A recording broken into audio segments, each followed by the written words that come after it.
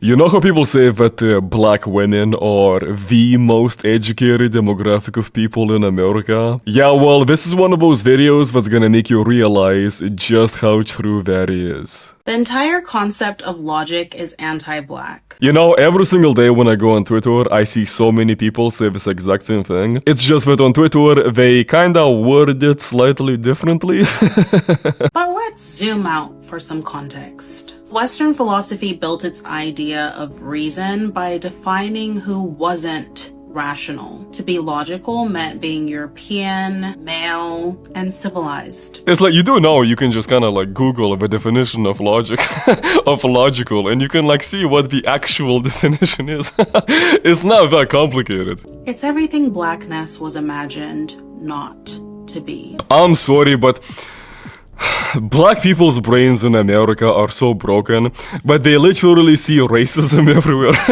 It's almost like a form of schizophrenia that is almost exclusively and uniquely for them. It doesn't matter where they go, it doesn't matter where they look, they will always find something that they can interpret as racism towards them. But that's why Afro-pessimists and decolonial thinkers argue that Afro-pessimist? Decolonial figure? What the fuck? It's like, look, I don't know how true this is, but something tells me that some people would be a lot healthier mentally if they just weren't allowed to get an education.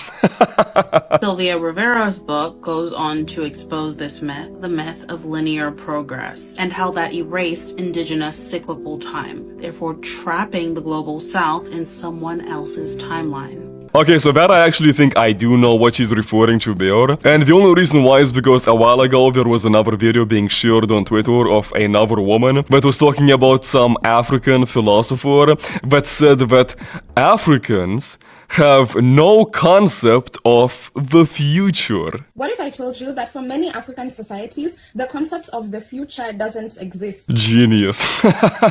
Absolutely genius. And that instead of time moving forwards, time actually moves backwards. This was the work of John Mbiti, one of Kenya's and Africa's greatest philosophers. And in 1969, he wrote something that completely reimagines the way we think of African time. And according to Mbiti, this is why if foreigners come to Africa and they see people sitting under a tree, they would remark that, okay, why are these people wasting so much time?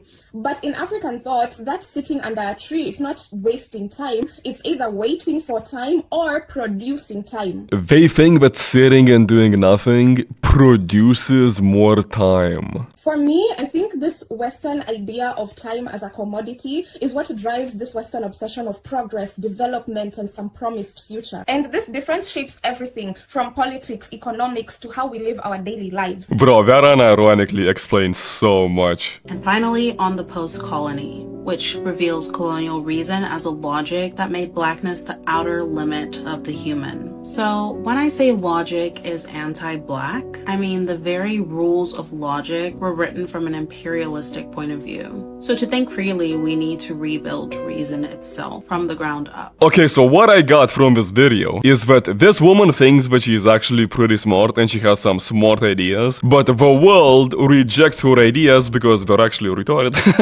And she interprets the world rejecting her ideas as racism against her for being black. So now she wants to redefine the word logic so that the world can no longer reject her retarded ideas. That's what I'm getting from this video.